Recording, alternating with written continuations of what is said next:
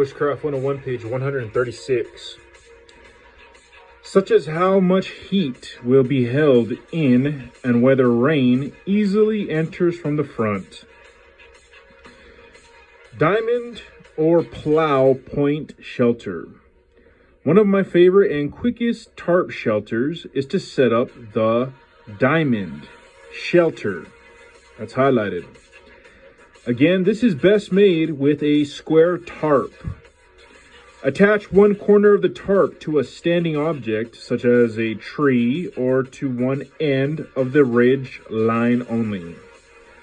Stake the remaining three corners to the ground, creating a diamond shelter.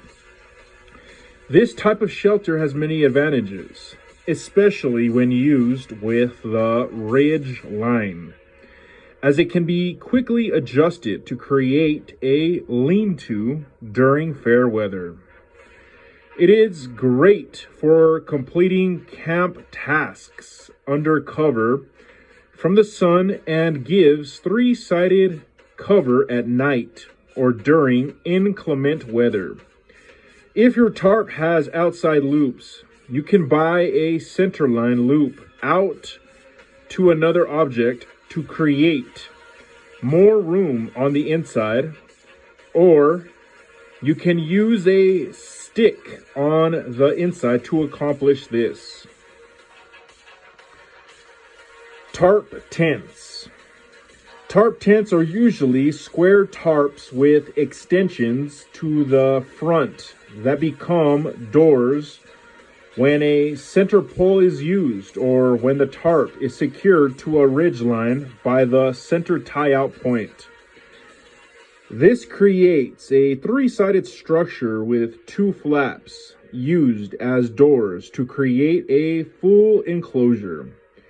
You can fashion a tarp tent from a large rectangle tarp as well, but you will have to carry a larger than normal tarp to get the same effect as manufactured tarp tent. The biggest advantage to tarp tents is their versatility. They can be used for all configurations of a normal tarp, with the advantages of a tent if needed. Ground cloths. A ground cloth of some kind will come in handy not only as a moisture barrier, but also as a convenient place to set yourself or your gear off the direct ground.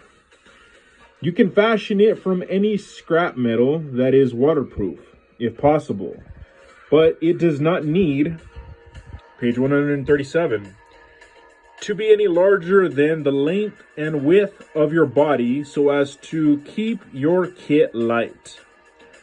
A ground cloth large enough to be folded over can be incorporated into a bedroll configuration. In fair weather tramps, you can forego a tarp altogether. Firecraft. Fire making is the most important skill for any woodsman to master. With fire, you can warm yourself, dry your clothing, and make your water potable. These are the simplest of things you may need from your fire on a daily basis around camp. But its usefulness goes further than any individual piece of kit. You'll need fire to cook your food, to create needed ash, to char materials for future fires, and to keep away the boogeyman in the middle of the night. By the fire, you will spin the yarns of your adventures and dream of future ones. The campfire is the television of the woods, ever changing and surfing the channels as it burns through the night. The triangles of fire. All fires need three components to burn. Ignition, that's highlighted, or heat. Oxygen, that's highlighted. and fuel. That's highlighted. By understanding and controlling these inputs, you can master fire.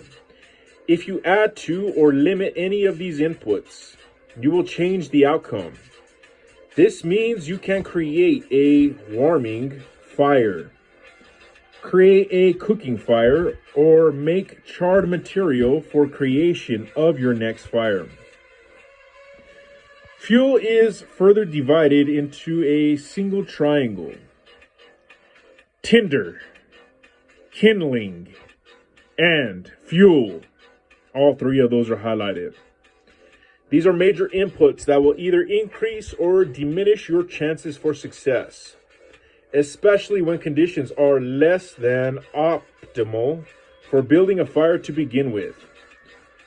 Tinder is the most highly combustible material within the fire's components. It can be made up of many things, from natural to end of page.